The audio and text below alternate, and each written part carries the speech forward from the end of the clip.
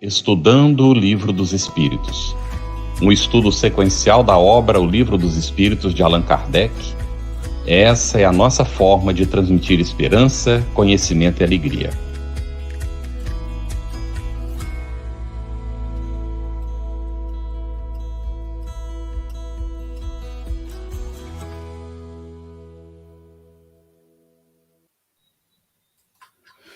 Olá, amigos! Estamos começando mais um Estudando o Livro dos Espíritos. Boas-vindas aos participantes, ao Carlos, nosso companheiro aqui na condução do programa, às intérpretes para Libras, Elaine Batista e Andréia Beatriz, e aos nossos convidados de hoje, Ana Maria Becker, palestrante espírita, facilitadora de grupos de estudo, seminários e atendimento fraterno. Ana Maria participa do Centro Espírita Caridade de Santana do Livramento, da União Municipal Espírita também de Santana do Livramento, e do Conselho Regional Espírita da 6ª Região do Rio Grande do Sul e do Centro Espírita Sem Fronteiras.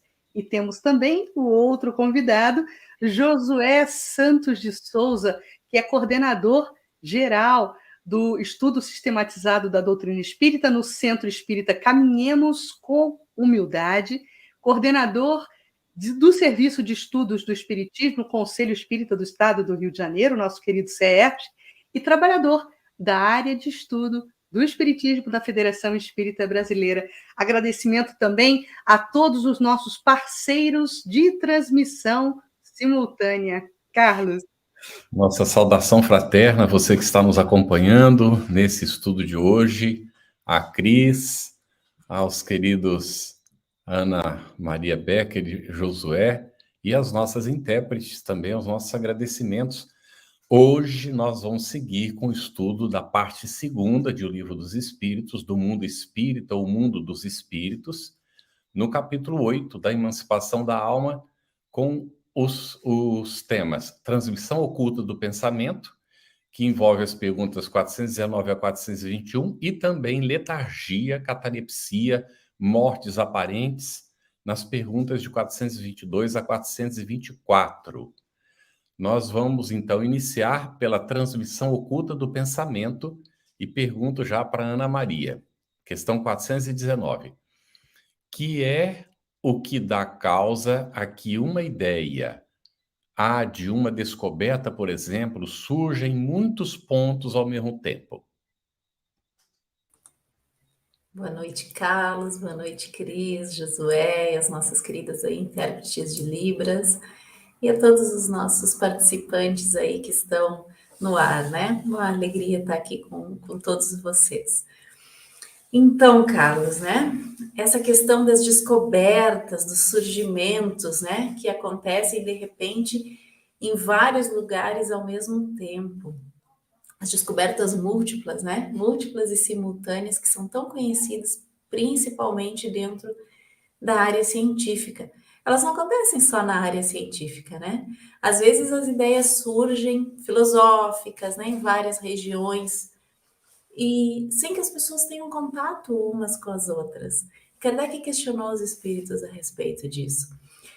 Muito interessante a resposta dos espíritos, né? Mas a gente, antes de chegar nela, eu gostaria de lembrar alguns exemplos típicos que a gente tem na história da humanidade, né? A gente tem Isaac Newton e é um nome alemão, né? Gottfried Leibniz, que descobriram o cálculo infinitesimal, né? Foi ao mesmo tempo uma ferramenta muito importante para o estudo da natureza.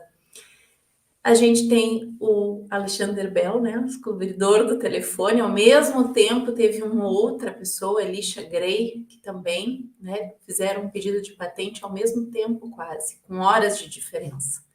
Olha que interessante, né? Até agora nós dizemos que o pai da aviação é Santos Dumont, né? E há questionamentos a respeito disso, né? Nos Estados Unidos, nós temos os irmãos Wright, né? Também que são os, a princípio, né? Eu gostaria de puxar a brasa para o nosso assado aqui no Brasil, mas a princípio eles têm a primazia nessa descoberta, né? Então, parece que a história das descobertas científicas está cheia dessas situações de descobertas múltiplas, né? Tem estudos, inclusive, científicos analisando isso hoje em dia. E tem pesquisadores que deram um nome, né, um nome alemão também, possibilidade para essas ideias gêmeas, que seria o Zeitgeist. É um termo alemão que significa o espírito do tempo. E o nosso Victor Hugo, né, já falava disso, né? Victor Hugo dizia que existe uma coisa mais poderosa que todos os exércitos, uma ideia cujo tempo é chegado. Fico pensando que ideias serão as do nosso tempo, né? É chegada a hora das ideias de amor, né? De paz, de renovação. É a lei do progresso que nos segue, né? E aí as ideias estão. Chegou o momento delas surgirem. E a gente sabe que todas essas coisas já existem lá no mundo espiritual. E como espíritos que nós somos, a gente tem várias formas de acessar essas informações. Quando Kardec questiona isso, os espíritos nos dão um esclarecimento de que quando a gente dorme, né, nós nos reunimos em assembleias no mundo espiritual, né, onde é possível descobrir essas coisas, entrar em contato com essas informações que está na hora de surgirem por aqui, né? E aí, na hora de acordar, vem os insights, as lembranças daquilo, né? Essa é mais ou menos a resposta que os espíritos nos deram. A gente sabe também que aquelas pessoas que estão naquela mesma faixa de sintonia, de vibração, vão também comungar desses sentimentos e desses pensamentos. Então é isso, né? A gente entra em contato com coisas que já existem e que estão por chegar. As descobertas nos são reveladas, de certa forma, né? A gente acessa, a ideia está no ar, é exatamente isso. Quem consegue chegar lá, né? Quem consegue permanecer nessa sintonia vai ter acesso à informação. Então ela vai surgir em vários lugares ao mesmo tempo. Ô, Ana, sabe qual é a ideia que está universalmente colocada agora para todos? É que toda segunda-feira, às 8 da noite, tem Estudando o Livro dos Espíritos.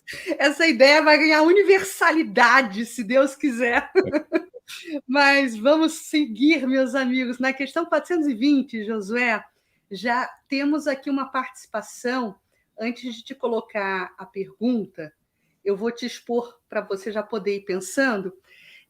Na pergunta 420, Josué, e daqui a pouquinho eu te formulo ela, a resposta dos espíritos, né, me aguçou uma dúvida, que já tem algum tempo. Tem corpo e espírito consciências diferentes e não uma única? Os sentimentos, pensamentos, etc., não são únicos?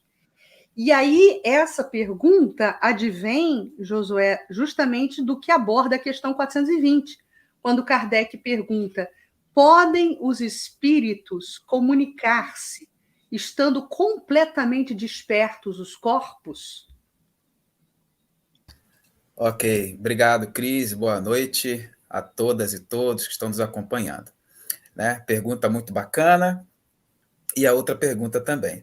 Bom, os espíritos vão dizer, e nós concordamos com isso, que, logicamente, que nós podemos nos comunicar, porque o corpo não é um cárcere. O corpo não é um cárcere que obsta ao espírito totalmente de se manifestar. Se a gente for relembrar que lá a partir da questão 93 de O Livro dos Espíritos, quando Kardec vai fazer várias perguntas aos espíritos sobre o perispírito, os espíritos dizem que o perispírito também se expande. O que não dizer do espírito, que é a inteligência do universo? Não é a inteligência, mas é uma inteligência, é o princípio inteligente. Então, o espírito ele é livre, sim, para se comunicar. Aqui na linguagem nossa do Rio de Janeiro, Cris também é do Rio de Janeiro, às vezes a gente está pensando uma coisa, a gente fala assim, a Cris falou uma coisa, eu também entendi, eu falei assim, parece que foi transmimento de pensação. Porque a gente se comunicou, independente de estarmos em estado de vigília ou não. Então, é possível se comunicar? Claro que é. Tanto que às vezes você liga para alguém Campeche, pensei nisso, mas Josué não estava pensando nisso também? Porque essa possibilidade, essa capacidade do espírito de comunicar-se, que está muito aliada à sua vontade, não restringe, ou quer dizer, não está restrita totalmente por a gente estar encarcerado, na verdade, uma prisão muito abençoada, que é o corpo. Então é possível se comunicar, sim. Não há problema nenhum quanto a isso. Né? É lógico que, dependendo do nível das pessoas que estiverem se comunicando, a comunicação chega mais rápido, a comunicação é muito melhor, né? Ela é muito mais interessante, porque vibração chega em qualquer lugar, gente. E o pensamento, ele é uma vibração muito poderosa. Muito poderosa. Então, é possível se comunicar. Né? E já emendando, posso emendar já na resposta da pessoa que fez a pergunta, é bom entender que quem tem consciência é o espírito. O corpo não tem consciência. O corpo é um instrumento do qual nós, espíritos, o utilizamos. Mas a consciência é do espírito. Agora, a percepção pode ser, sim, muito diferente. A percepção das situações é muito diferente. Haja visto, por exemplo, quem é por exemplo, quando nós temos aquilo que a gente chama de pressentimento, né? Ou a intuição, aquela mediunidade intuitiva que todo mundo tem. Né? Ela pode passar por você por questões físicas ou não. Agora, a percepção de cada um é diferente. Por exemplo, quem é vidente vai ter uma percepção de consciência das coisas muito mais perfectível de eu que não sou vidente, de eu que não sou um médium que tem uma ligação muito estreita, vamos dizer assim, com a espiritualidade. Mas é importante frisar que quem tem consciência é o corpo, é o espírito, não é o corpo. Corpo é matéria, matéria não tem consciência. Então, só o espírito é quem tem consciência, é um atributo do espírito. Né? Agora, a sensibilidade pode ser diferente. Quantas vezes eu recebo a informação espiritual e eu só vou conseguir traduzir. O meu Google Tradutor é tão corporal que eu só vou conseguir entender essa mensagem muito depois. Mas consciência só o espírito tem. Muito bem, José. Você falou da questão do pensamento que é poderoso.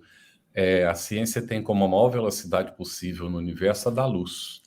Mas os espíritos trouxeram a Kardec que a velocidade maior do universo é a do pensamento. Né? Então, a ciência ainda vai chegar lá, né, naturalmente. Eu queria só destacar, antes de fazer a próxima pergunta para a Ana, que a Ana Olga coopera conosco justamente na seleção das perguntas, está nos bastidores. A Iracema cuida da produção deste programa, também apoia a Ana Olga aí, nesse momento nas perguntas. E nós temos o Gigi na técnica, já que a gente está falando, né? Então, agradecimento a eles. E a Ana Olga chama atenção, gente. Olha, lembrando que o estudo da mediunidade é amanhã. Então, as perguntas, a gente pede a colaboração de vocês que sejam pertinentes ao tema, como ainda há pouco, não é? A pergunta estava relacionada com a 420, porque o estudo é tão extenso que não dá tempo da gente atender perguntas que estão fora do tema. Então, quem tem curiosidade ou tem questões pendentes sobre a mediunidade, é bom amanhã acompanhar às 20 horas pela FEB TV também o estudo específico sobre mediunidade, tá bem? É porque apareceram já 2 perguntas sobre mediunidade e a gente, então, destaca e pede a colaboração de vocês, não é? Porque só das perguntas relacionadas com o tema tem dias que a gente, né, às vezes não dá conta. Mas nós vamos aqui para 421 neste momento, Ana. E seria: como se explica que 2 pessoas perfeitamente acordadas tenham instantaneamente a mesma ideia?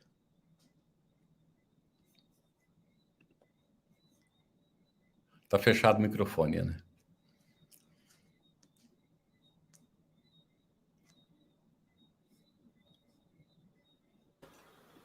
Opa! Está com problema de conexão, né, Carlos? Houve um problema. A Ana caiu aqui.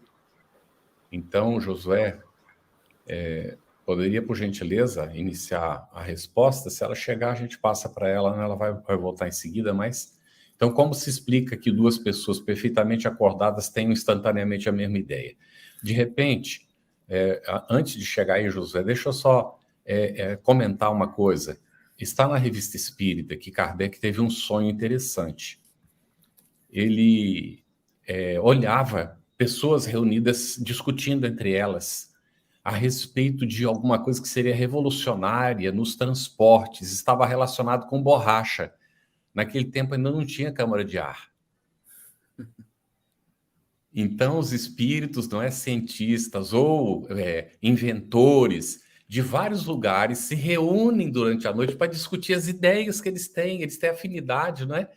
E ele então viu isso e apareceu escrito alguma coisa lá numa parede, né, que ele leu também. Aí está a Ana de volta, Ana. A gente estava aqui comentando um pouquinho, aguardando você chegar. Obrigado, José, pela disposição de responder a pergunta. Depois, se quiser fazer algum comentário, fica à vontade. Ana, então, por favor, 420. Bom, caí e eu não vi o que vocês comentaram. Não, nós não comentamos das perguntas anteriores. Então, vamos lá. O Carlos perguntou a questão de 421, né? Como que duas pessoas, então, perfeitamente acordadas têm a mesma ideia, podem vir a ter a mesma ideia, né? E aí, os espíritos nos falam da afinidade, da simpatia, né? Entre os espíritos. E aí, eles explicam exatamente isso, que são espíritos simpáticos, que conseguem se comunicar e perceber os pensamentos uns dos outros, né? Ainda que os corpos não estejam dormindo, né? E aí ele vai falar, então, dessa comunicação de pensamento. Na época, Kardec usa a expressão transmissão oculta de pensamento, né? Hoje em dia a gente já conhece a expressão telepatia, né? Que seria mais ou menos essa coisa que acontece, a comunicação instantânea entre duas pessoas que conseguem se entender por uma linguagem da mente, né? Uma linguagem do pensamento, às vezes do sentimento. Só consegue perceber o que vai no coração do outro, né?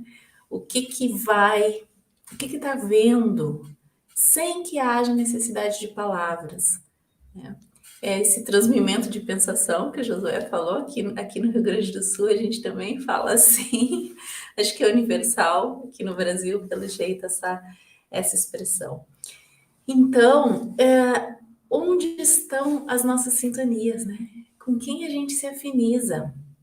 Porque a gente pode captar pensamentos de encarnados que estão no mesmo nível de interesse que a gente.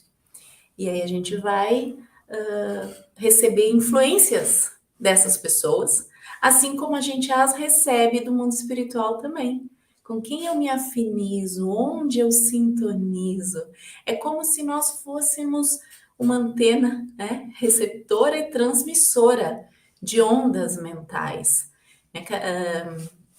André Luiz usa muito a expressão matéria mental, né?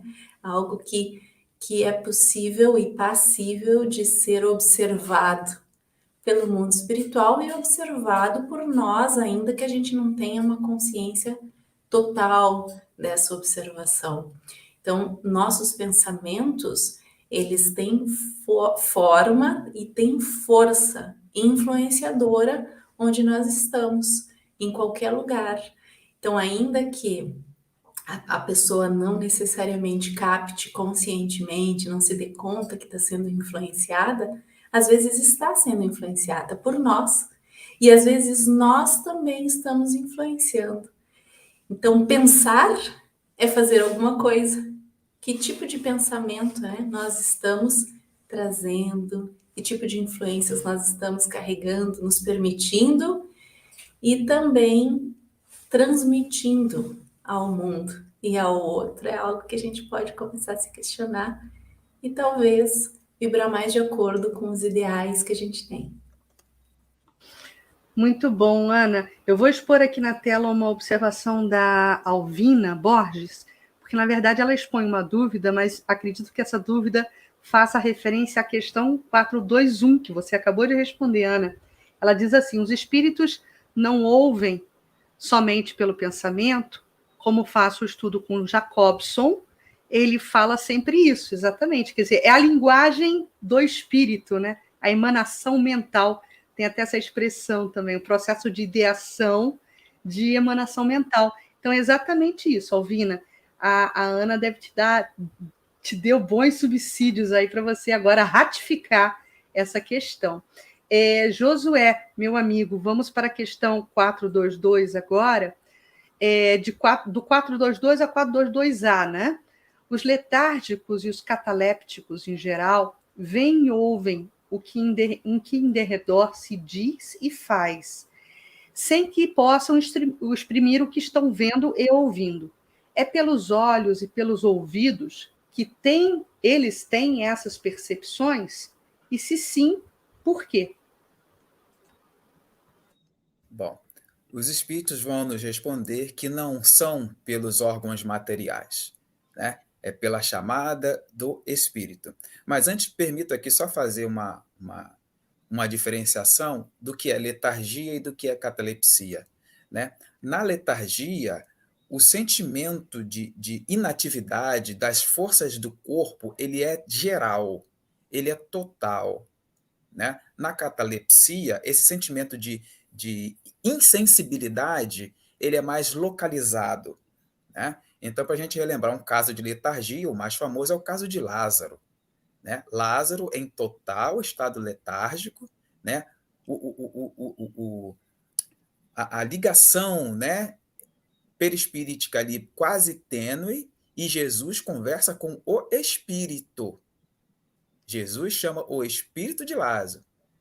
Vem, meu filho, na minha linguagem pequena, vem, meu filho, você precisa retornar para continuar sua atividade. Porque Lázaro já estava no estado letárgico tão grande que o corpo já estava em estado de decomposição, né? Dado a insensibilidade do corpo, né? E a catalepsia é algo mais localizado, mais, por exemplo, numa parte do corpo, né? Mas que também é um estado de insensibilidade, que ainda não se tem, pelo menos na época de Kardec. Eu não sou das ciências biomédicas, eu sou das ciências linguísticas, então, mas na época não tinha uma explicação para isso. Inclusive, há casos em que, uma vez eu conversando com um amigo meu que é médico, ele disse que depois de muito acontecerem enterros de pessoas que estavam em estados de letargia ou de catalepsia, e que depois a pessoa aparecia numa outra posição no caixão, é que se começou a adotar pela medicina o caso da morte cerebral para depois enterrar a pessoa.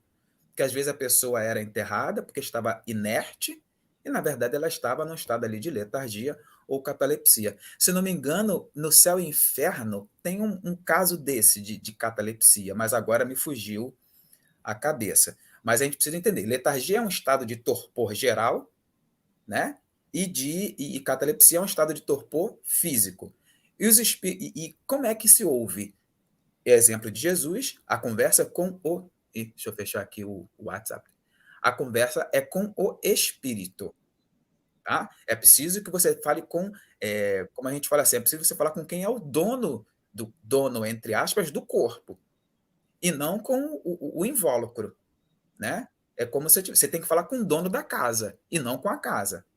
É o dono da casa que vai lá fazer a manutenção da casa. Se você falar com a casa por si só, ela não consegue fazer a sua manutenção sozinha, né? Essa automanutenção.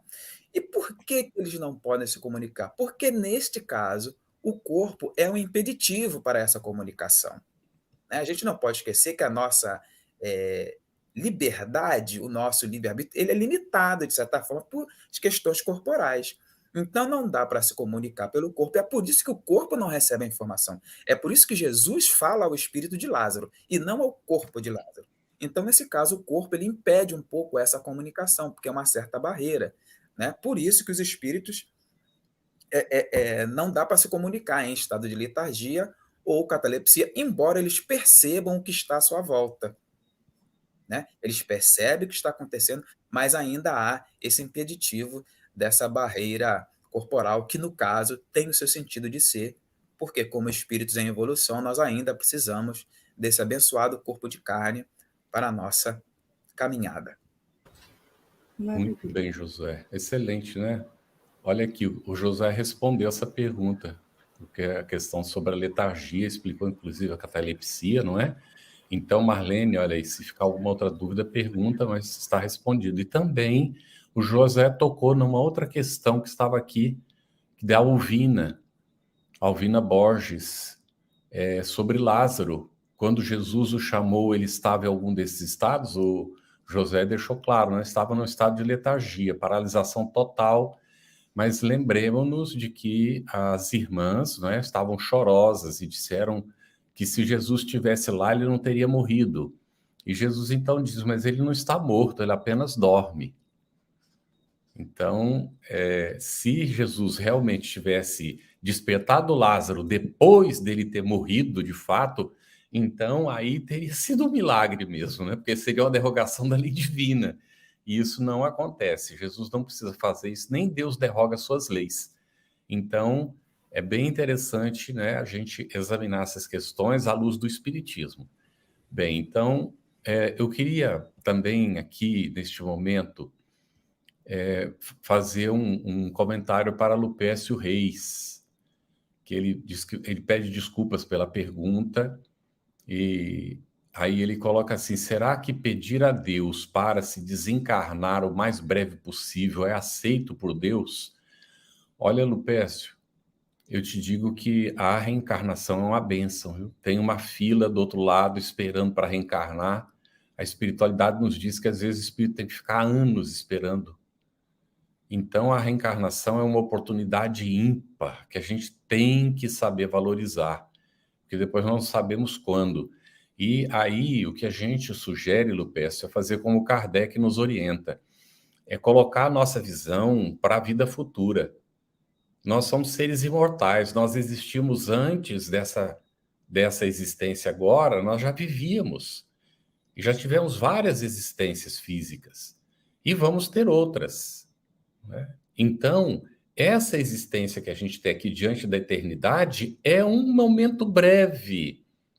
Então, eu sugiro ler o capítulo 2 do Evangelho segundo o Espiritismo, viu, Lupécio? A gente estuda o Evangelho segundo o Espiritismo na quinta-feira, às 9h30 aqui pela FEB TV, não é? Mas o capítulo 2, ele fala sobre essa importância do conhecimento da vida futura e saber o que é a vida futura. Então, a gente sugeriria não pedir isso a Deus, ele não vai poder nos atender, porque não é nós, provavelmente, no mundo espiritual, pedimos a reencarnação, imploramos para que nos permitisse reencarnar, e lá a nossa visão é totalmente diferente daqui. Às vezes as lutas são realmente difíceis, são acerbas, a gente sofre muito, as relações às vezes são muito complexas com as pessoas, mas tudo é para o nosso bem. Então Deus nunca coloca um fardo no nosso ombro que a gente não possa carregar, está bem, Lupécio? E se você tiver necessidade, né, de um atendimento fraterno, recorre ao centro espírita, conversa, né, com alguém. Hoje tem inclusive atendimento online também, se você não tiver centro onde você está. Então dá uma verificadinha nos sites, né, das instituições, tem várias que oferecem o acolhimento através da internet. Bate um papinho mais prolongado, que aqui no nosso estudo a gente não pode dedicar muito tempo, né, a uma situação particular, mas no seu caso a equipe abriu aqui uma exceção, não é? A gente comenta aqui pelo nosso privado e resolvemos, então, fazer esse acolhimento a você, viu? Você é nosso irmão, Lupécio, e é nosso irmão muito querido. Não é em vão que você está aqui acompanhando esse estudo hoje, viu? O seu anjo da guarda deve ter feito um esforço tremendo, né, para que você pudesse conhecer o Espiritismo e aí ter a oportunidade de saber a importância dessa encarnação que está tendo, tá bem? Então, nós vamos agora à pergunta, que inclusive já tem também comentários, da 423. Vou colocar, Ana, primeiro o comentário aqui, olha. Na letargia, pode o espírito separar-se inteiramente do corpo, de modo a imprimir-lhe todas as aparências da morte e voltar depois a habitá-lo, não é? Eu acho que é um comentário dela, ou se é uma pergunta, vai estar aqui colocado. Acho que ela segue aqui, olha. Com essa outra, na letargia, o corpo não está morto, porquanto há funções que continuam a executar. Se me explica, por favor, queridos, da janelinha. Obrigado. Então, a pergunta é a 423, Ana. Na letargia, pode o espírito separar-se inteiramente do corpo, de modo a imprimir todas as aparências da morte e voltar depois de habitá-lo? Voltar a habitá-lo? A Marlene copiou a questão, né? E o início da resposta lá do Livro dos Espíritos. Que ótimo, Marlene. Que bom ver que você está aí acompanhando, ligadinha com o Livro dos Espíritos juntinho, né? É legal quando a gente consegue fazer esse acompanhamento. Então, o Josué tocou bem legal nesse assunto, né? Ele já falou algumas coisas sobre letargia e foi explicando para a gente a questão do torpor. Então, a letargia é um estado em que o corpo está entorpecido, né? O letárgico, é um estado de... A gente poderia fazer uma comparação com um estado de fadiga, de cansaço muito grande, né? Aquele estado que a pessoa está como que adormecida e as funções vitais também, né? Fica tudo ali funcionando no mínimo necessário para a pessoa sobreviver. Se um médico for, de repente, fazer um exame, vai ser difícil conseguir identificar batimento cardíaco. A pessoa está nas funções mínimas. Então, nesse caso, né, é uma lentidão funcional total do corpo. Justamente por isso, né, o Josué deu o exemplo do Lázaro, que é o mais conhecido dentro do cristianismo, né, apesar de que há outros exemplos de letárgicos, em que se pode confundir com a morte, e era muito comum antigamente, né, por conta das dificuldades que se tinha de diagnosticar, né, de detectar que há vida, porque está muito é uma latência, assim, é muito pouco. Então, nesse estado letárgico, o espírito está desperto, ele consegue ver, ouvir, mas ele não consegue acionar o corpo para que ele reaja. Então, é essa situação, as funções básicas e vitais continuam funcionando minimamente. Então, não há a morte, por isso que é possível o retorno. Quando a pessoa morre, acabou a letargia. Claro que a letargia pode ser tão profunda e levar, né, aí à morte, mas é um estado anterior, é um estado que pode, às vezes, até ser induzido, né, por medicamentos, né, uma ingestão medicamentosa em excesso pode levar a pessoa a ficar letárgica. E isso pode depois desencadear outras situações, né? Então, nisso, né, é um estado de sofrimento para o espírito, né? Estado letárgico, se ele não conseguir retornar, se ele não conseguir ter esse apoio. Por isso, tão importantes os avanços médicos que hoje já nos permitem identificar essas situações e não acontecer, ou acontecer menos, essas situações de sepultar as pessoas e de fato elas não estarem mortas, né? A gente tem muitos exemplos disso em toda a história da humanidade. Então, acho que era mais ou menos isso. Não sei se a resposta está respondida, né? A pergunta está definitivamente respondida, mas era isso. A resposta está mais do que bem respondida, Ana. Olha aqui, estou me lembrando, meus amigos, de uma figura ímpar da seara da mediunidade de luz com Jesus, nessa pátria do Cruzeiro, que é Dona Ivone do Amaral Pereira. Ela teve inúmeros episódios de catalepsia em associação com a mediunidade dela. Acabei de me lembrar disso. Vários episódios de catalepsia, principalmente quando muito jovem, ainda criança, né? Então, é um outro exemplo histórico aí da catalepsia também. Josué, vamos continuar aqui com o nosso assunto na questão 424. Por meio de cuidados dispensados a tempo, podem reatar-se laços prestes a se desfazerem e restituir-se à vida um ser que definitivamente morreria se não fosse socorrido? Sim, sim. E a gente pode partir do micro para o macro, né? O magnetismo é algo muito particular nesse sentido. E se a gente quiser lembrar, quantas vezes nós, quando crianças, com alguma dorzinha, com algum dor de cabeça, com alguma coisa, o carinho da mãe, da vovó, do pai, doando o seu magnetismo para a gente, não fez com que a nossa dor de cabeça, a nossa cólica, a nossa alguma coisa não parasse. E é possível, pelo magnetismo, você reconstituir, logicamente, que isso vai depender de quem está doando o fluido, né? Vai depender também não só da necessidade, mas do mérito da pessoa em receber aquele fluido, né? Mas é possível, pelo magnetismo, a gente cessar algumas dores, reconstruir ou reconstituir, né?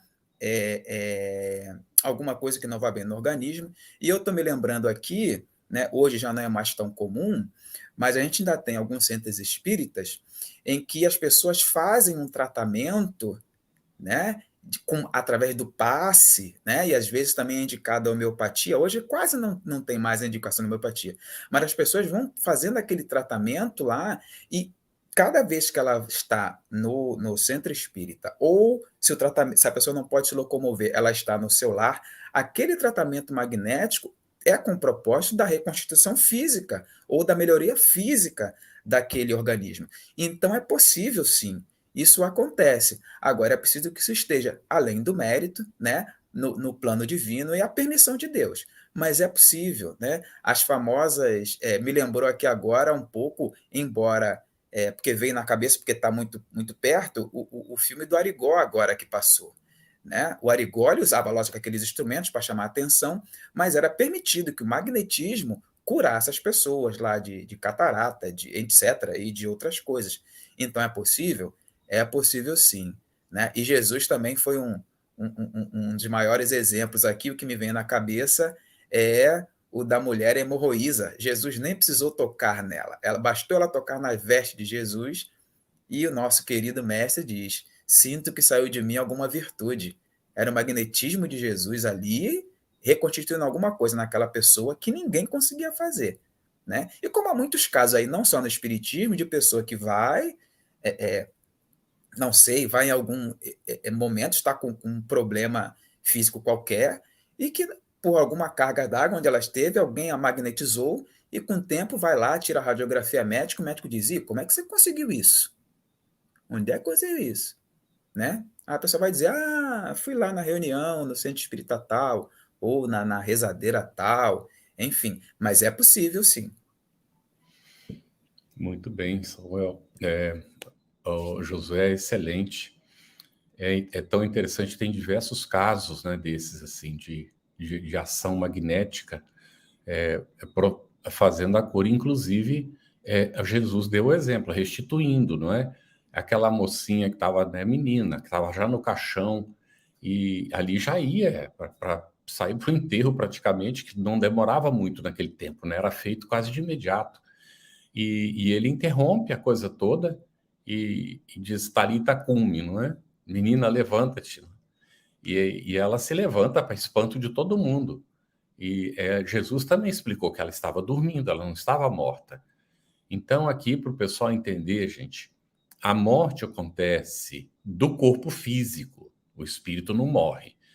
A morte do corpo ocorre quando há o desligamento do espírito em relação ao corpo. Às vezes o corpo já está tão mal que a morte é feita pela expulsão do espírito, porque o corpo não tem mais como conter o espírito. E a ligação é feita quando da concepção, que o espermatozoide encontra, não é, o óvulo e se torna ovozigoto. Ali naquele momento, pelo perispírito, que é o corpo espiritual, não é, o espírito vai se ligando molécula a molécula ao corpo em formação. Na desencarnação, é o processo contrário. Vai haver o desligamento dos laços de união progressivamente até, e normalmente o último que sobra é o que é chamado, né, por alguns de cordão prateado, porque é visto, às vezes, por algum médium, não é, que tem um cordão. Inclusive, é como alguns médios podem distinguir quem é encarnado e quem não é encarnado, porque o espírito não traz esse cordão, não é? Só o encarnado. Para onde ele vai, segue aquele laço de ligação. Então, este laço, que é na parte cerebral, é o último, normalmente, a ser desligado. A gente recomenda para quem está começando ler a obra de André Luiz, que tem vários exemplos disso. E no Obreiros da Vida Eterna, que é o 4º livro da série, né? Começa com o Nosso Lar, é bom começar do começo, né? Mas em Obreiros da Vida Eterna, ele vai falar de 5 casos de desencarnação, sendo que um deles não se concretiza. Vou deixar aqui, né, o gostinho para quem não leu ainda. Sabe por que não se concretizou? Porque um menino de 5 anos orou e pediu para a avó não desencarnar. Ai, que interessante isso. Por que será? Bom, aí tem que ler o livro, tá bem? Quem leu já sabe o que foi que aconteceu ali. E era uma senhora protestante, não é? E o menininho também protestante, naturalmente. Então, olha que coisa interessante. Aí tem muito aí para a gente aprender ainda.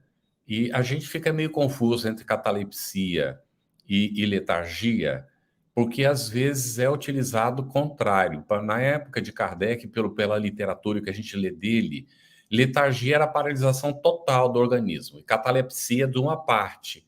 Mas eu já assisti curso de parapsicologia em que o parapsicólogo lá, ele paralisava parte do braço dele e ele dizia que estava em estado de letargia, com a parte do braço paralisada. É por isso que a gente fica meio confuso. Mas, na verdade, aqui no finalzinho, não é? Aí, Josué e Ana, eu vou pedir para vocês comentarem, antes de entrar nas perguntas do pessoal. Allan Kardec faz um comentário sobre a letargia e a catalepsia derivam do mesmo princípio.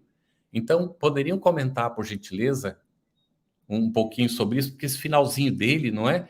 Ele vai dizer que a letargia é sempre natural, a catalepsia é, por vezes, magnética. Então, poderiam comentar um pouquinho esse finalzinho sobre catalepsia e letargia, para ficar mais claro para o pessoal, e a gente vai para as perguntas do chat.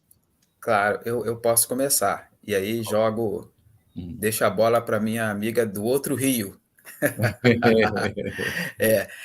O que elas têm em comum? Letargia e catalepsia são perdas de sensibilidade. Uma em maior escala, para nós aqui acompanhando a literatura, que é a letargia, e outra em menor escala, que é a catalepsia. Né? Mas o que se caracteriza é por essa insensibilidade do corpo. Como falou bem a Ana Maria, é esse estado em que o pulso está fraquinho, aquela que às vezes para o médico é difícil, no caso da letargia, tomar alguns batimentos ali, né? Às vezes verificar a pressão da pessoa, mas os dois se caracterizam por ser um estado de insensibilidade corporal. Mas o espírito está percebendo que está à volta, tá bom? Pode continuar, Ana. Então, Josué falou lindamente, né, Josué? Sobrou pouco.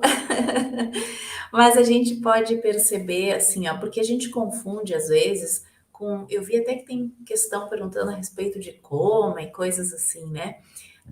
A gente confunde um pouco os conceitos, né? Aqui, especificamente, a gente está falando de situações naturais, né? Existe o coma natural e existe o coma induzido, né? Tem alguém que perguntou também a respeito de anestesia, né? Relacionado com a questão da letargia. A gente está falando de uma resposta natural do corpo, né? Então, não é uma situação induzida, como a anestesia, como o coma. Claro que a anestesia vai gerar um estado de torpor, um entorpecimento similar à letargia, né? Agora, o coma já é uma outra situação, porque aí a gente está falando em níveis, no caso do ponto de vista biológico, tá? Em níveis de consciência, ou para a gente entender mais de estar acordado, né? De estar desperto. Então, a gente tem um primeiro rebaixamento, então, desse nível de consciência, que é quando eu estou com sono. Eu tô com sono, eu não tô completamente acordada. Quer dizer, eu tô acordada, mas eu tô assim, eu perco algumas coisas, né? Exatamente, né? Dependendo, sim, a pessoa até dá aquelas pescadas, né? Então, esse é um estado de sonolência. Depois disso, a gente tem um estado já letárgico, que é diferente. Eu me prostrei, né? Eu tô prostrada, completamente prostrada, e aí eu não tenho sensibilidade. E aí a gente vai ter outros níveis de rebaixamento, né? Outros rebaixamentos de consciência maiores, obnubilação, né? Acho que é que fala. Isso a gente está vendo do ponto de vista biológico. E o último, eu não lembro todos, tá, gente? Não sou da área, mas eu não lembro todos. O último, o mais grave, vamos dizer assim, em termos de rebaixamento de consciência, é o coma natural, né? A gente tá falando. Então, são situações em que a pessoa está num estado alterado de consciência, em que ela pode ter, vamos dizer assim, perdas importantes de função, né? E que pode haver prejuízo à saúde física. No caso da sonolência, não, eu só vou dormir, a menos que eu ficar sonolento dirigindo, aí isso pode virar um problema. Mas no caso da letargia, até a gente chegar num estágio mais grave, que é o coma, aí a gente tem situações naturais de perda de consciência. Todos esses estágios, o espírito está ativo, né? Bem como o Carlos explicou. Não é porque a pessoa entrou em coma, já vamos ver no estágio mais grave, que ela morreu, né? A gente sabe disso, hoje a gente sabe disso. Houve uma época que não se sabia disso. Não é por causa disso que ela vai morrer. Ela vai morrer quando o corpo físico dela não oferecer mais condições para que o espírito ali permaneça, se desagregou de um jeito tal, né? Teve uma desagregação tal que o espírito não pode mais ficar. Então ele vai ter que sair, né? Vai ter que sair, é um jeito grosseiro de falar, né? Que não é exatamente assim. Vai ocorrer todo o processo de desligamento, como o Carlos bem colocou no começo. Então, a gente confunde um pouco as coisas. A letargia é só e bastante, né? Esse entorpecimento do corpo de tal forma que o espírito não consegue dar conta de se comunicar vivamente, né? Vivazmente, que a gente perceba, não desperta, não levanta, não reage. Mas num estímulo muito vigoroso, que é como foi o caso do Lázaro, Jesus chegou vigorosamente, chamou, falou a ele, espírito, ele retorna. Né? O coma, às vezes, precisa mais do que um estímulo vigoroso. Jesus talvez tirasse alguém num coma, né? Agora, precisa de um estímulo mais profundo. Então, é diferente, a gente tem esses estágios todos aí de níveis de consciência, falando em termos biológicos. Importante a gente saber que a vida do espírito segue sempre, né? Isso aí. Perfeito. Beleza. Cris, só voltando essa pergunta da Cláudia Abreu para a gente, né? Aqui, só comparando, colocando como Kardec define, tá bem? Quando é anestesia geral, então poderia ser parecido com a letargia, que perde a sensibilidade do corpo todo. E quando não é uma anestesia local, a pessoa perde a sensibilidade só daquela parte. Então, na linguagem de Kardec, seria a situação, não é? Não da letargia, mas qual que é a outra? Catalepsia. Catalepsia. Não é? Isso. Tá certo, isso. gente? Então, meus amigos, está bem respondido essa. É contigo agora. Sim, Carlos. Olha, eu estava pesquisando aqui enquanto vocês falavam. Dica de leitura número 2 de hoje. Carlos falou de Obreiros da Vida Eterna, né? Recordações da Mediunidade, como eu citei Ivone Pereira, o primeiro capítulo, e eu estava lendo o PDF aqui do primeiro capítulo, simplesmente é uma pérola nos explicando exatamente isso, a diferença entre catalepsia e letargia. E quem dá essa aula para a gente é simplesmente o benfeitor espiritual Bezerra de Menezes, e intitula esse capítulo como Faculdades em Estudo, porque Dona Ivone era uma médium dada a episódios de catalepsia. Então, quem tiver a oportunidade, acessem Recordações da Mediunidade e leiam o que Bezerra de Menezes explica sobre catalepsia e letargia em relação com a mediunidade, inclusive. É muito bom. Estava aqui me deliciando, tentando ler rapidamente para trazer para vocês. Agora, a próxima questão é para o Josué, né? Josué, uma questão aqui para você que tem a ver com pensamento, né? Por que somos orientados a realizar o Evangelho no Lar em voz alta? Vou colocar aqui para você na tela. É da Angélica. Em voz alta, mesmo quando estamos sozinhos, se pelo pensamento podemos nos comunicar com os espíritos. Muito bem. Vamos lá. Talvez tenha um ruído aqui em casa, porque nós estamos botando o espírito de 13 anos para dormir, que já está na hora. Né? O que acontece, gente? Já na própria pergunta já diz, porque somos orientados. Então, alguém orientou, alguém não determinou. Né?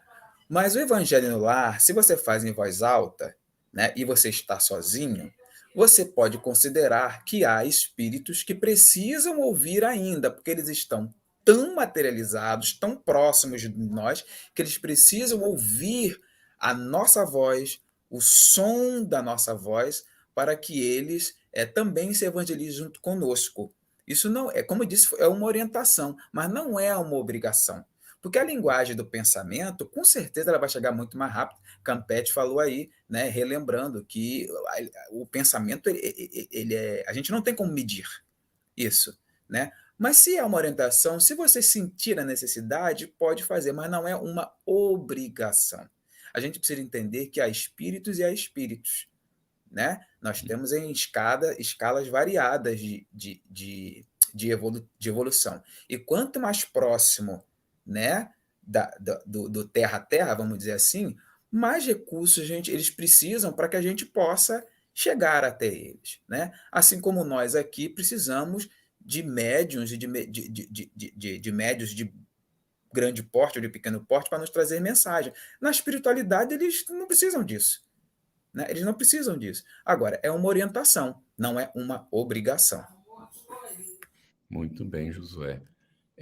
A gente agregaria que a nossa leitura em voz alta também interfere, o pensamento interfere no ambiente, não é? Mas a nossa voz também interfere no ambiente, vibratoriamente.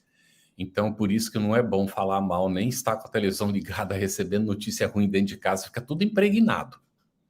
Então, a oração ela é importante pelo pensamento, mas a leitura em voz alta de páginas nobres, como do Evangelho, né, essas mensagens de Emmanuel, elas ajudam o ambiente.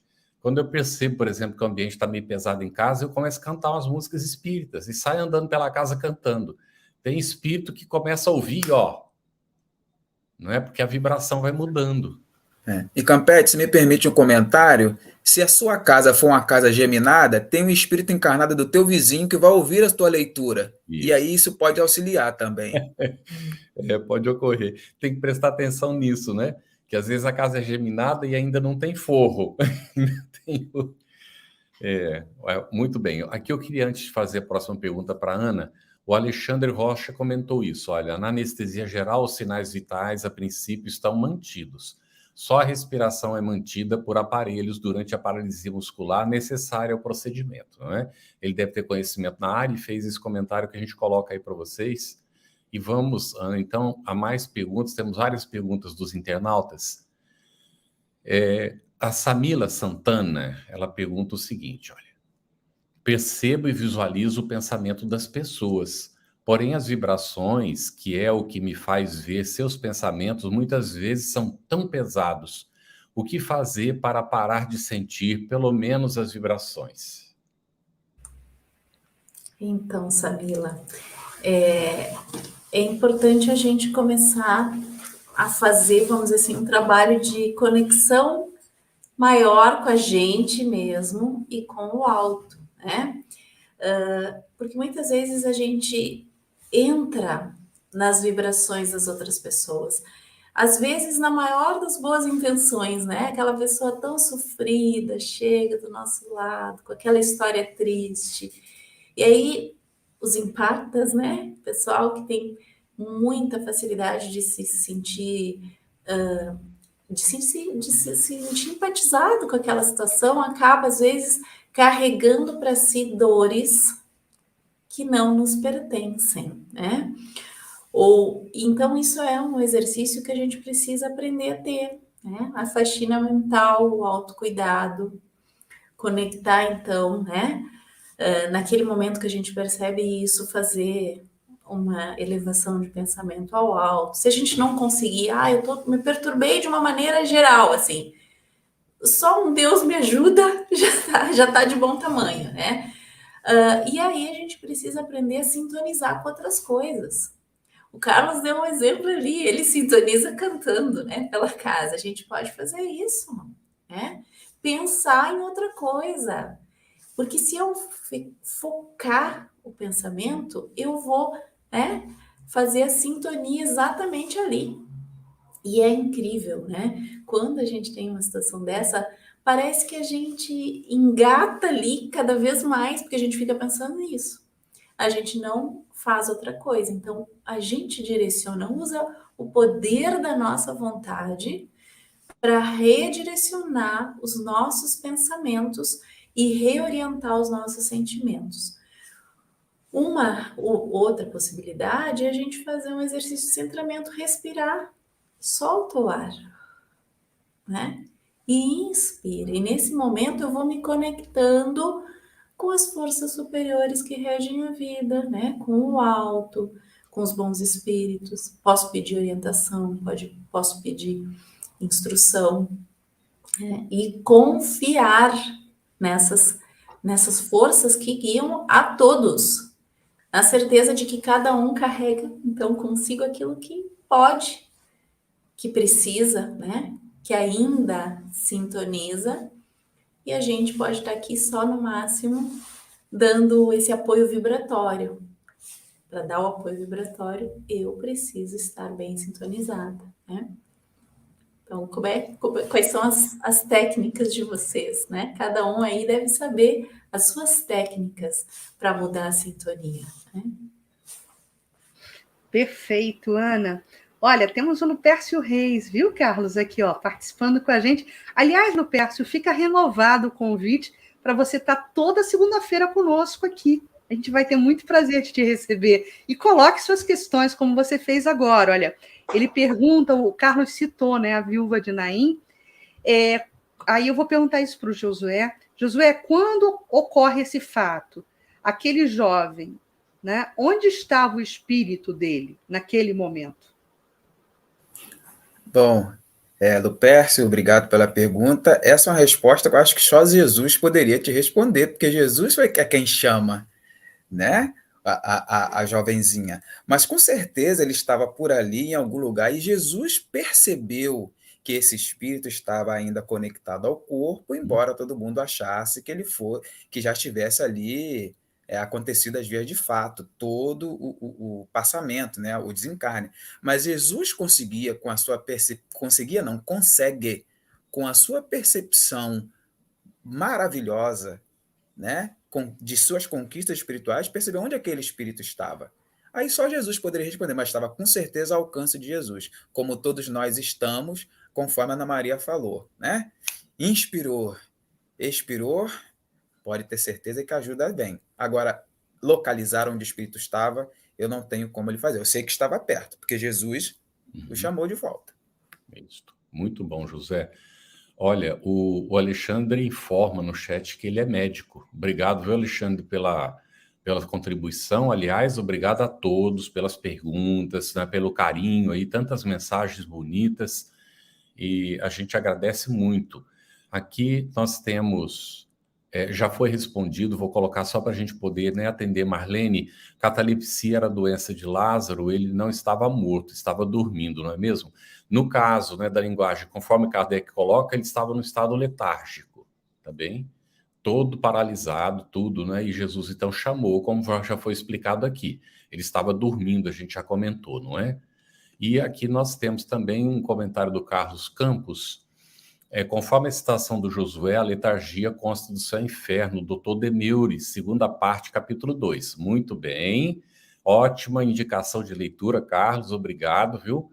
E ali o céu e o inferno, gente, nessa parte, na segunda parte do céu e inferno, tem vários exemplos de como os espíritos chegam na realidade espiritual. Eu digo para vocês que vocês são simpatizantes, estão chegando agora conhecendo o espiritismo, é uma literatura, viu? Esses livros que estão aqui atrás não é só para enfeite, não, eles são reais. Se cair na minha cabeça aqui, acontece um acidente, né? Eles estão bem colocados na estante, mas são livros para a gente consultar, para a gente ler, para a gente estudar, não é? O espiritismo traz uma bagagem muito importante. Então, agora nós vamos para a pergunta da Angélica, Ana. Por que somos orientados a... Ah, já foi. O Evangelho Lar e Essa já Vogal foi, já Carlos. foi. Ela não saiu daqui, por isso a gente, né? Vamos lá, vamos para a próxima. Essa já foi. A Rosiliane Pereira. Boa noite. Pode uma pessoa que não tem problema de saúde nenhum ter letargia? Pode, Rosiliane. Claro que pode, né? A letargia, ela normalmente, Kardec coloca aqui a questão da letargia natural, né? Um estado de torpor, mas ele também pode ser induzido, né? Tanto, inclusive, pelo uso excessivo de medicações, né? A pessoa pode ficar letárgica, ou até mesmo sob alguma influência espiritual, a que ela dê causa, né? A gente tem que sempre lembrar que qualquer influência espiritual que nós estamos sujeitos, nós sempre damos causa por conta das nossas sintonias. E aí a gente volta para a questão da transmissão oculta do pensamento, porque é o nosso pensamento que chama, né?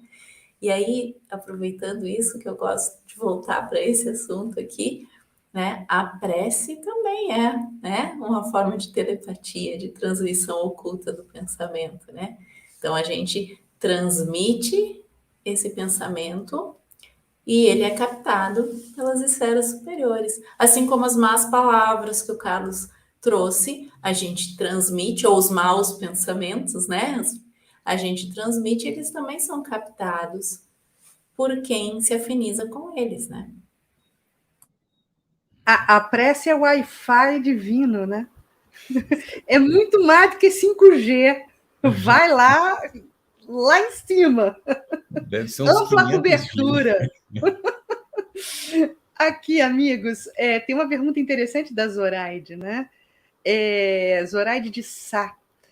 Josué, os animais, em geral, eles podem passar por um processo letárgico ou de catalepsia? Olha, essa pergunta é tão boa que eu não tenho uma resposta para ela. Eu prometo pesquisar para saber sobre essa, porque ainda não temos essas informações, até onde eu sei, nas obras fundamentais. Eu desconheço. Uhum. É o assunto dos animais que tem alma examinado e tal, mas também não lembro de ter lido nada sobre a situação de animal em estado de letargia ou catalepsia. Possivelmente, né, seja possível, porque eles têm corpo físico como a gente, né? Então, mas realmente, né, Josué, a gente quando não conhece é melhor ficar aí pendente, né, Zoraide, a gente continuar pesquisando, né? Porque a gente não sabe mesmo. Bom, aqui o Alexandre, Cris, ele mandou uma mensagenzinha para você, olha, Cris, de forma física, nós médicos fazemos isso constantemente nas ressuscitações cardíacas, com manobras de massagem cardíaca, por exemplo, que você estava falando, né? Fazer voltar do coma, sair da situação. Foi a Ana, sim. Muito bem. Tem uma outra questão aqui da Samila, eu vou colocar na tela para a gente ver. Samila Santana, ela pergunta: o desdobramento, Ana, é um estado de letargia? Interessante isso, o mecanismo dele, como é que funciona isso? A pessoa que está no estado de desdobramento, ela pode ficar letárgica, sim, né? Vai acontecer um entorpecimento dos sentidos físicos e ela não vai responder. Exatamente, principalmente no êxtase. Né? E ela não vai responder, né?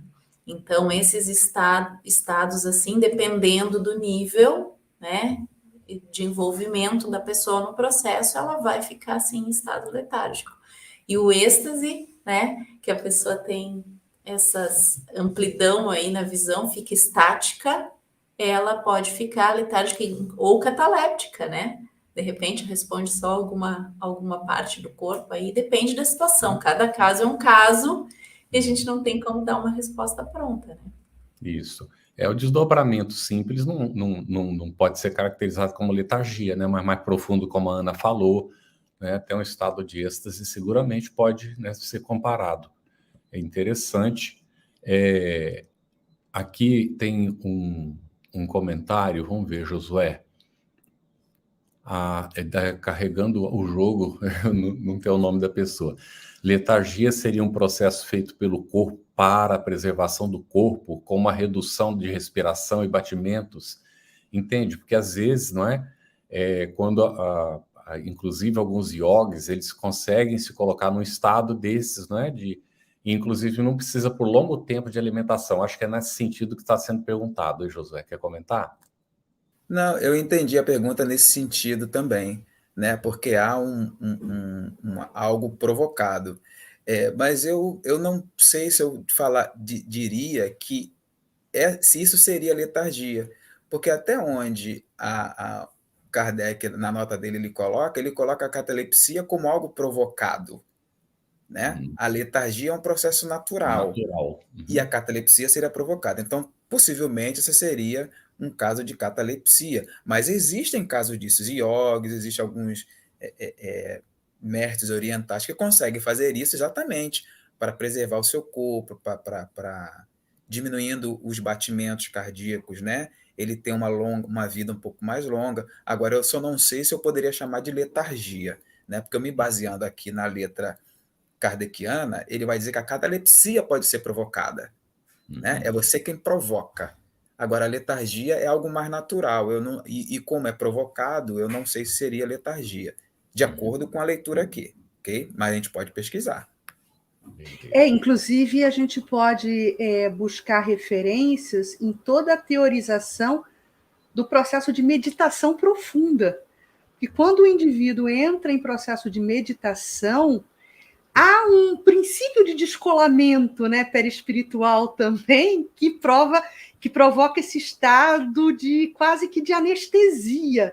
Daí porque eles podem sofrer essas injunções físicas de andar sobre o fogo e acabar não percebendo, né, a latência da dor e outras coisas semelhantes. Então, são recursos e ferramentas, né, Josué, mais próprios do estado mental de meditação profundo, né? Então, seria interessante, talvez, tentarmos a explicação do mecanismo por aí. Carlos, mais algum apontamento, meu amigo? Sim, temos aqui ainda um comentário do Flávio. Não tem essa aqui, acordei eu, Luigi Cruz. Acordei várias vezes onde eu recuperei a consciência, mas não conseguia movimentar meu corpo. Esse seria o estado de letargia. Neste caso, os desencarnados podem interferir nesse estado, causando, não é, o estado? Bem, eu posso colocar aqui, Luigi, que a minha mulher, ela manifestou várias vezes esse tipo de desdobramento. Dorme e, de repente, vê o corpo, quer retornar e não consegue. E foi ensinado para ela a movimentar a cabeça. Porque tenta levantar o braço, não consegue, tenta entrar no corpo, não consegue, então ela faz um esforço e mexe a cabeça. Na hora que movimenta a cabeça, retorna automaticamente para o corpo, né? E não sei também, como Josué disse, se a gente pode chamar isso de letargia também. Porque... Carlos? Oi, sim, pode falar. Realmente, né? É difícil a gente classificar, assim, de acordo com o que Kardec traz, né? Não parece ser, né?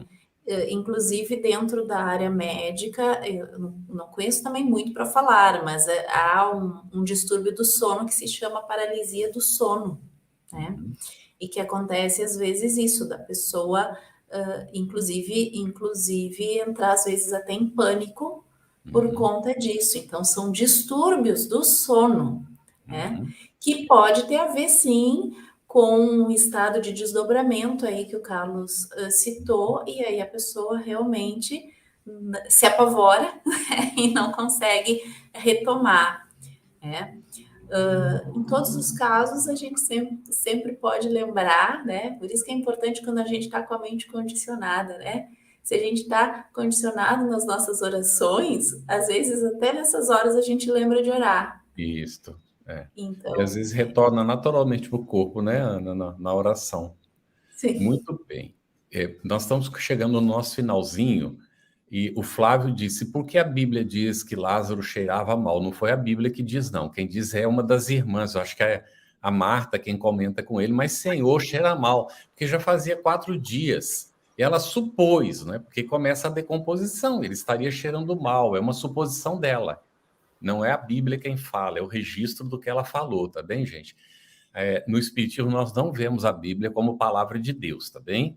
É um registro, não é, de ocorrências inspiradas, inclusive o Antigo Testamento, né, pelos Espíritos, mas não é Deus falando diretamente conosco. Ele fala conosco através de intermediários, que nós chamamos médiuns, tá? Que foi Moisés, por exemplo. Arão era um médium que era primo dele, né? Parente dele era, ou irmão, não sei, que era um médium muito poderoso.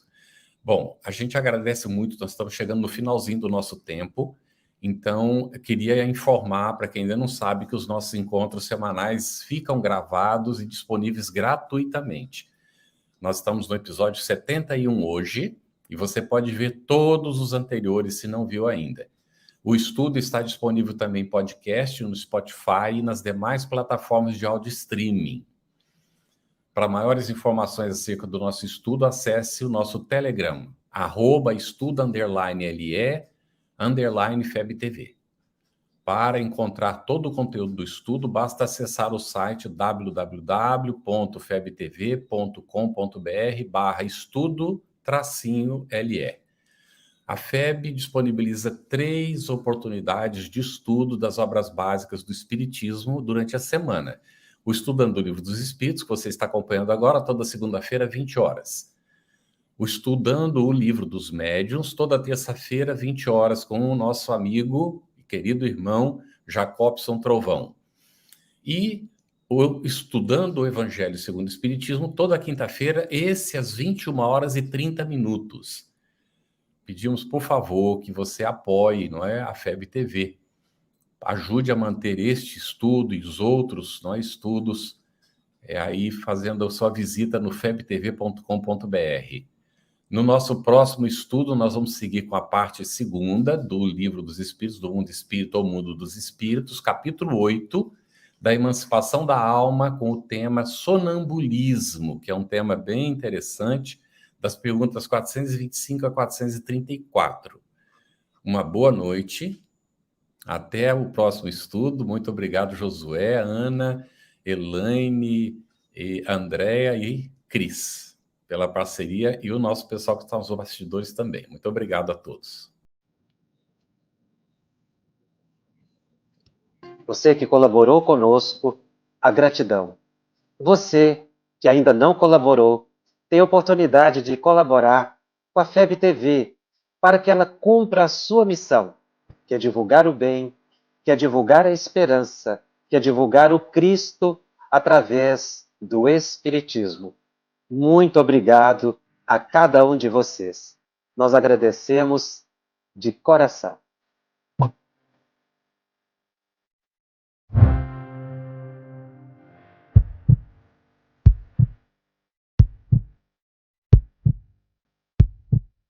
Iniciamos hoje a campanha Conheça a Federação Espírita Brasileira, que busca mostrar quem ela é. O trabalho realizado por meio desta instituição centenária, trazendo você para dentro da nossa casa. Como surgiu a Federação Espírita Brasileira? De Augusto Elias, o seu fundador, aos dias de hoje, o que ocorreu? Quem foram e quem são os vultos que fizeram e fazem parte dessa história? Qual a relação de nomes como Chico Xavier, Bezerra de Menezes, Ivone Pereira com esta instituição? Qual a sua missão? Como ela atua na formação do homem de bem? Apresentaremos a Federação Espírita Brasileira em formato dinâmico com vídeos, depoimentos, postagens históricas, áudios. Conheça e faça parte desta família.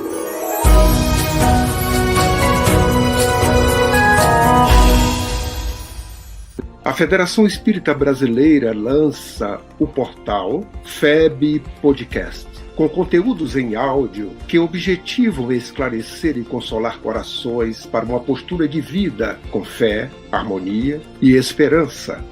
Diretamente dos estúdios da Federação Espírita Brasileira, está começando o podcast Espiritismo em Pauta.